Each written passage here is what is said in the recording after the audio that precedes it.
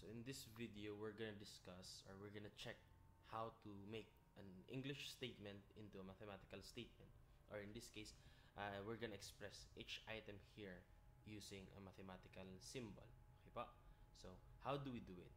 In number 7, as we can see, the statement is, or the English statement is, 8 times the sum of a number and 12 is less than 34.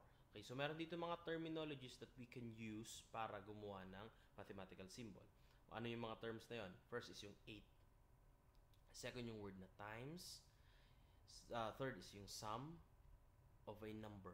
A number and 12 less than tapos 34. What does that mean? Yung first is yung 8. Okay, so we have here 8. Okay, so lagay natin dito sa baba 8. Okay pa? So now, times down natin yon sa sum. So ibig sabihin, we're gonna multiply this 8 to the sum of 2 digit, of course, kasi nga sum. Sum daw nung number at nung 12. Sum ng number, saying number is x. And 12.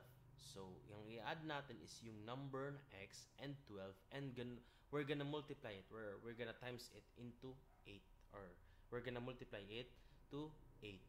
Sabi dito, is. Pag sinabing is, yung is, same lang siya dun sa word na or equal, is equal, yun. So, we're gonna put here is less than. So, it is less than. Mas konti ito sa 34. Okay? Yung is kasi, it represents the relation or the, how do you call this? The equation or the inequalities of a number. In this case, kung is lang yung nakasulat dito, is 34, equal to 34 to. Pero since nakasulat dito is less than, we're gonna put the less than sign. So, ito yung sagot.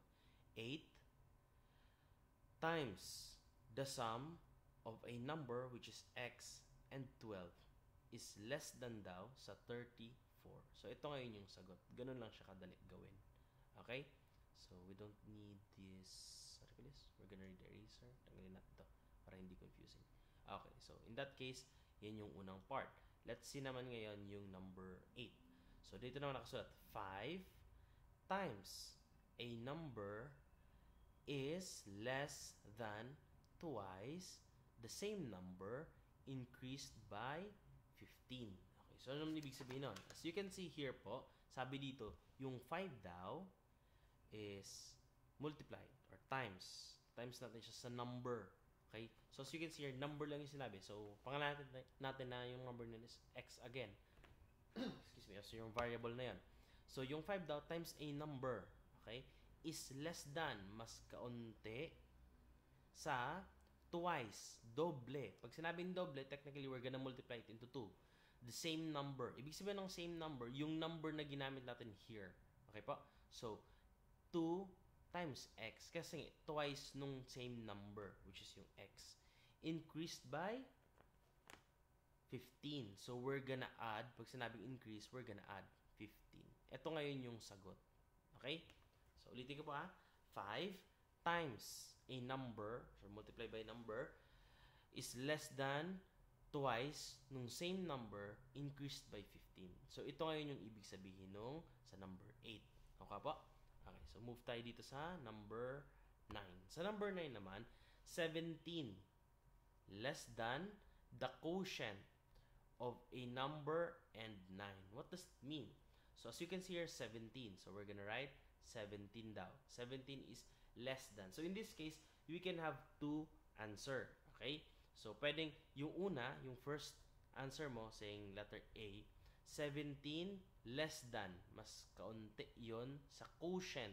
Pag sinabi natin quotient, division po yon. Okay? Quotient ng number, saying x, and 9. So, 9.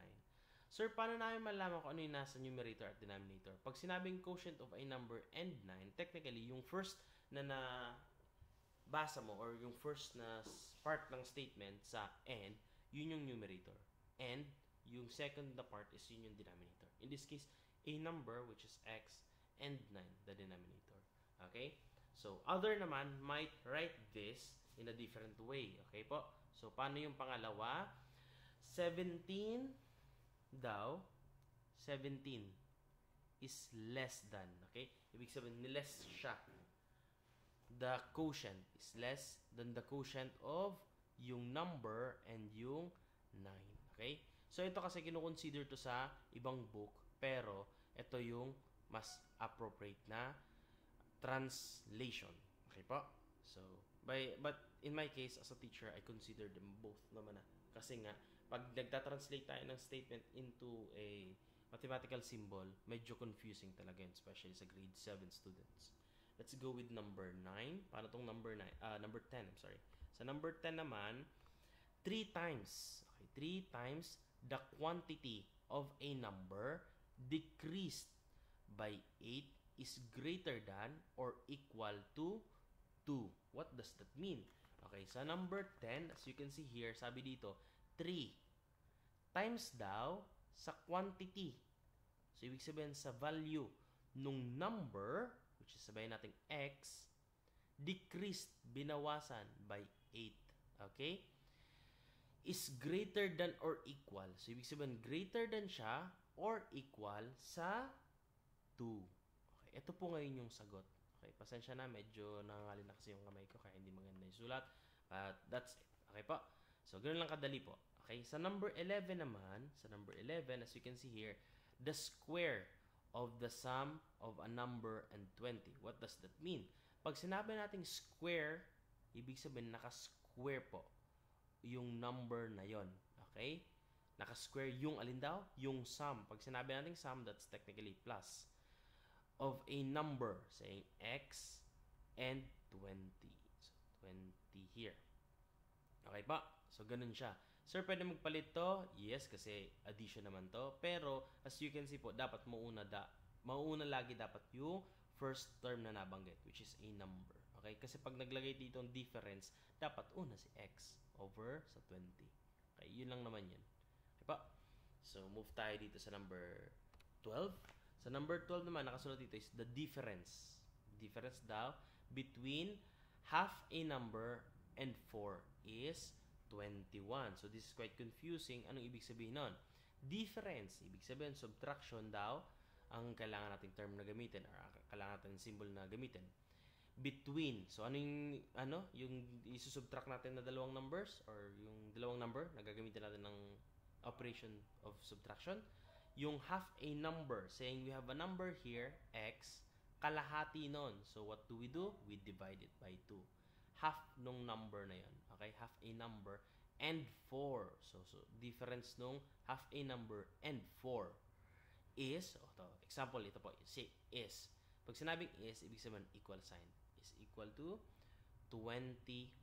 So, ito ngayon yung sagot. Okay po? X divide by 2 or x over 2 minus 4 is equal to 21. Or in this case, the difference of half a number and 4 is 21. Kuha?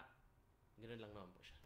So, next natin dito ito, number 12. Let's go with number 13. Paano yung number 13? Yung product daw, ibig sabihin multiplication, product nung 9, okay, 9 times a number. Sabihin natin number, which is x. Okay, pangalan natin siyang x. A number, 9 and a number, which is x, is less than, mas mababa, or equal. Okay, less than or equal to 5. To 5 times. Times natin yun sa sum. We're gonna times it to the sum of twice. Okay, so sum pa siya, ibig sabihin plus po dito sa gitna, twice, doble ng same numbers. Pag sinabing same number yung ginamit nating variable.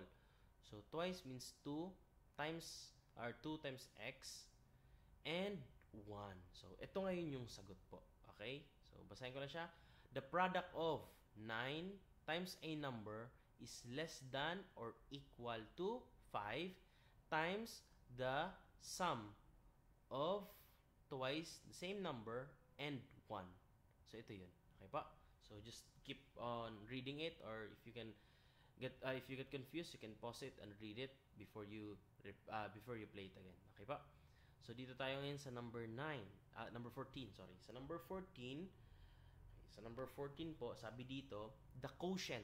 So, meron tayong another term, quotient of 11 times a number and 7 is at least 22. What does that mean? So, yung at least dito is quite confusing, but if you will analyze it, madali lang naman siya. Pag sinabi natin quotient, ibig sabihin we're gonna divide. Okay po? The quotient of 11 daw, okay? The quotient of 11 times a number. Okay, so katabi niya yung number and 7. So, yun yung quotient ng dalawa. Yun yung hinanap natin. Quotient ng 11 times a number and 7. So, this is the form is at least. Pag sinabi natin at least, ibig sabihin, yun yung least na pwede niya makuha ang value. In this case kasi, wala tayong alam kung anong value nito kasi nga may variable. So, in this case daw, sabi sa statement, is at least. Yung value niya is should be greater than or equal. Kaya at least to 22. Okay po? Hindi siya pwedeng bumaba pa sa 22 kasi nga at least 22 yung value niya. Pwede mag-equal pero hindi pwedeng bumaba sa 22. Yun yung ibig sabihin nun. And the last part is this one. Number 15. Dalawa pala. Sa number 15, okay, so the quotient of 40. Okay, quotient, pag sinabing quotient, division ulit. 40, so ibig sabihin 40 here above, and the square of a number. So, pag sinabi ng square of a number, technically, we're gonna use again the x. Okay, square of a number. Square nung x. Okay, is, so since is lang naman nandito, it should be equal. Equal, I mean. So, it should be equal to 10. So, ito ngayon yung sagot. Okay pa? Ayan, box ko lang para at least hindi kayo malito. Okay? So, siya yan. So, let's go with the number, how do you guys? Number 16. Okay? So, wait lang. Yan. So, number 16, we're gonna use the pen again.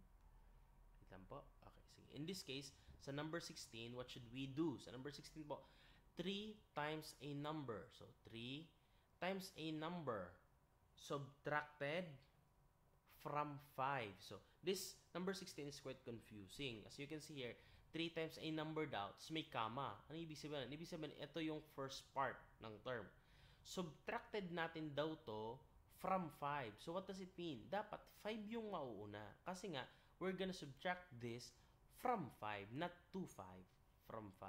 Okay? So, 5 muna minus 3x. Okay pa? Wait lang. 5 here minus. Okay? So, is equal to. So, is equal to 37. That's the final answer. So, ito pong simpleng example how to transform as a an English statement into mathematical statement. So, I do hope this could help you understand math better. If you have some questions, tell me so I can answer it. So, that's all. Thank you.